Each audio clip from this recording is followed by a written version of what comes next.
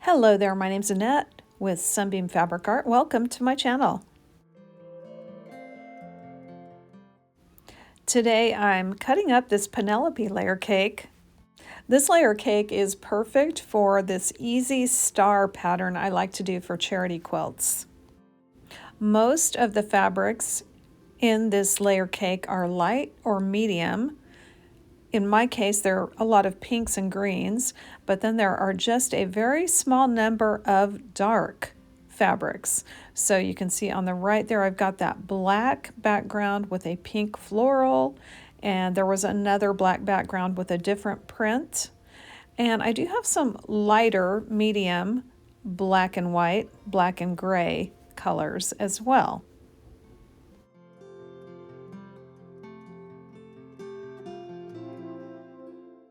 Taking those black background and gray and white squares out of the mix, the rest of them were about evenly divided in mostly green or mostly pink.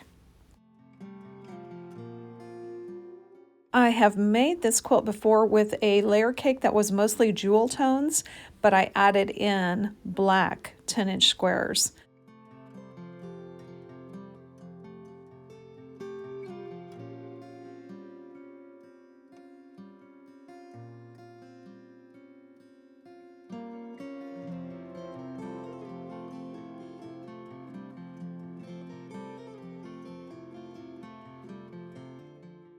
This quilt is so easy to make.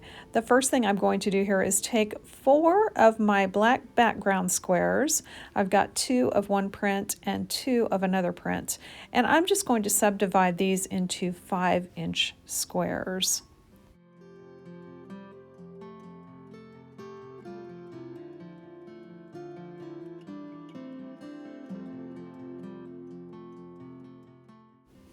Next, I'm going to take each 5-inch square and I'm going to cut it in half diagonally. So I'm going to get these nice triangles. Now these are going to make my star legs.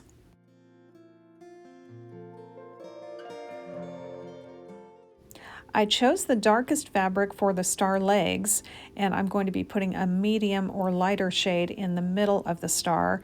I wanted that contrast of the star legs between all the other squares.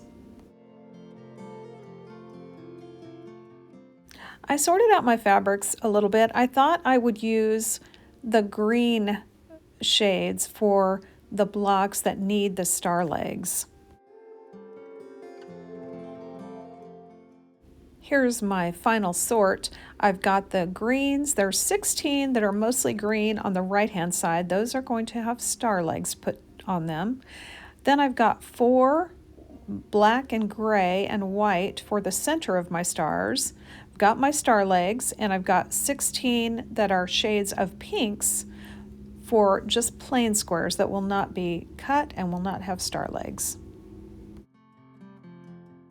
My 4 squares that I cut the star legs out of, I got 8 star legs from each of the 4 10-inch squares.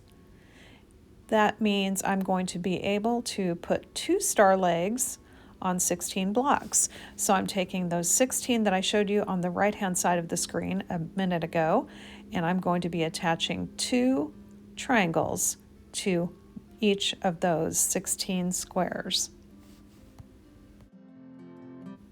You are welcome to make marks on your 10-inch square. I did not. I am just going to stitch these on, eyeballing them. I'm going to be stitching right sides together, a 1/4 inch seam, and I'm going to make sure I have at least a 1/4 inch hanging over, or even up to a 1/2 inch to give me a little wiggle room.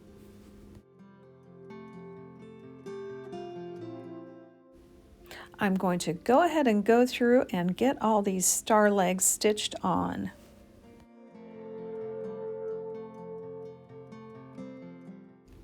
Because that star leg is so dark, it was easy for me to picture myself making a 90-degree angle and keeping those straight edges lined up with the outside of my 10-inch square. And then when I went to stitch on the second star leg, it was pretty easy to make sure the lines in the middle were straight, But honestly, if these star legs are a little bit crooked, it's okay. There's nothing to match here. There's no matching needed. If the star legs are a little bit wonky, that just makes it more fun.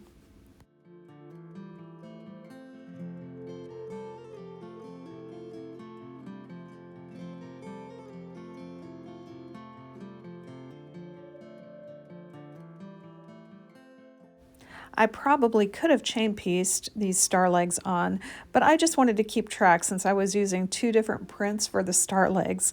I wanted the star legs to have the same print on each of the 10-inch squares and not mix and match.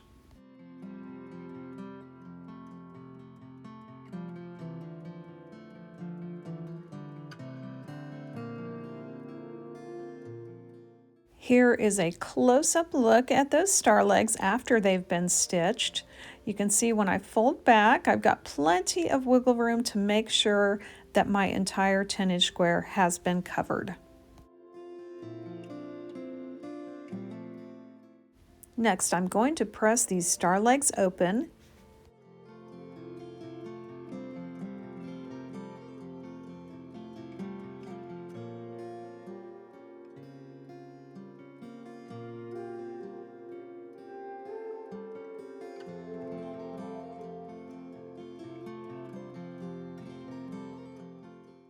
Trimming these blocks is super easy because we left that original 10-inch square intact at this point. I'm going to just trim along my 10-inch square to trim off the little bit of excess that's hanging over the edge.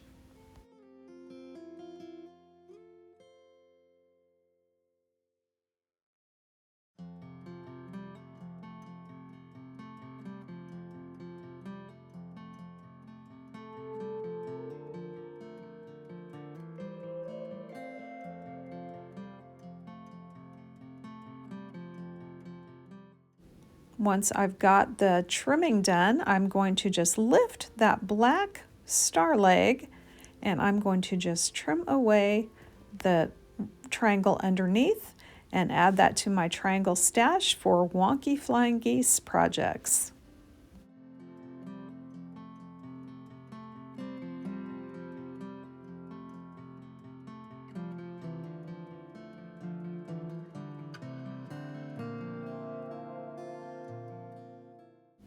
There is almost no waste to this project. Now those triangles I'm cutting off from underneath, those are not waste to me because I'm going to be using those and I know exactly where they go and how I will be using those. So to me, the only waste here is the little black trimmings from the star legs. Hardly anything.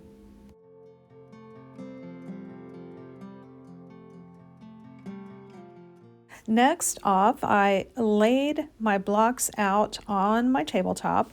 I've got 6 rows of 6 blocks each. As I'm laying this out, I know that my center of my stars will be on rows 2 and row 5, and the star legs need to go around the star centers. If you want to recreate this, just pause this video at the end when I do the reveal and take a screenshot, and that will help you to lay this out.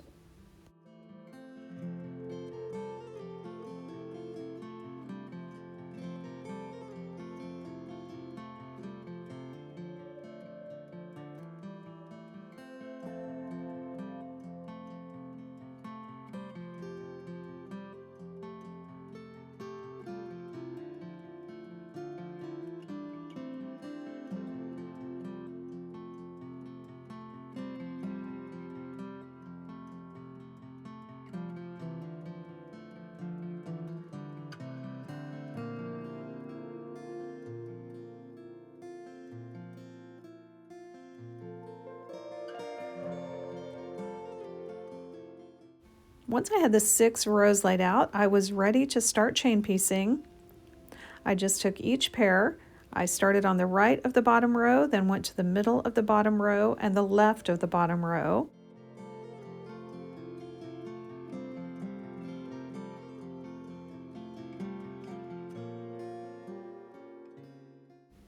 Next, I started on row 5 and completed row 5 in the same way. And then I did all the other rows, keeping everything in the same order.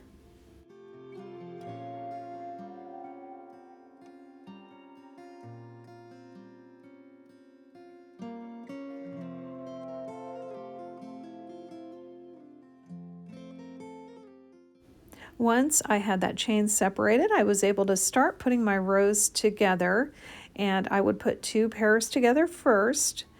Then I was able to swing around the tail end of the top portion and attach that last pair to complete each row.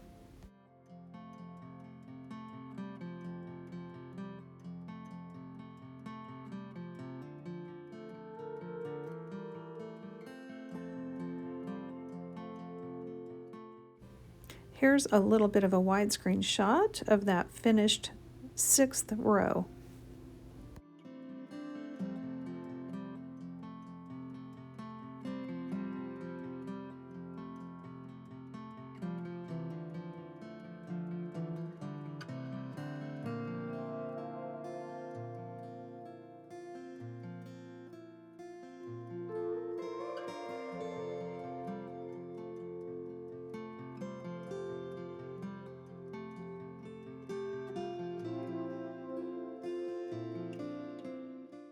Once all the rows were put together, it was just time to match up the rows, put the rows together to complete this quilt top.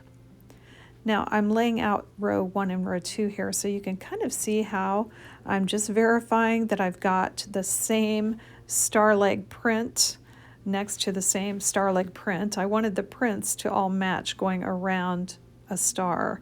And you can see here that other star on the row has the different print, but they do match. Now what I'm doing here is I am pinning between that first block, and that's all. This quilt is so easy and forgiving. It's easy to match these seams up on the fly.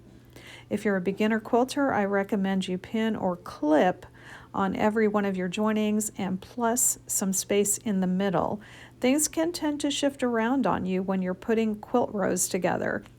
This size is not too awfully big, but if you're just starting out, just take the time to use a few clips. You will enjoy your process a lot better if you do so.